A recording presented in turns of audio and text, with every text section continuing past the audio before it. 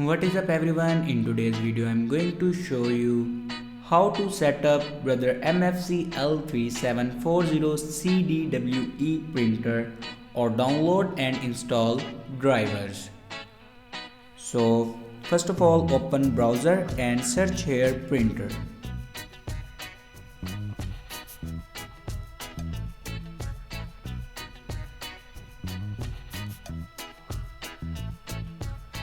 Now click on official website.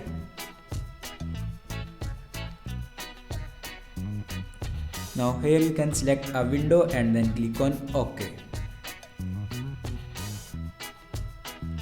Now click on printer driver. Now here you can download your printer driver.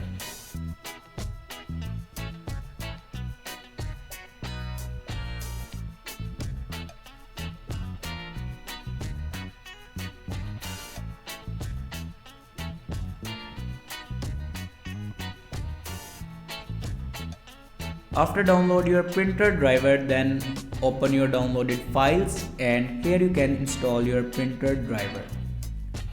Now here you can see my printer driver will be installed. After that, go back and open settings and click on printer and driver. Now click on add device and then click on add manually. Now follow these steps for add a printer.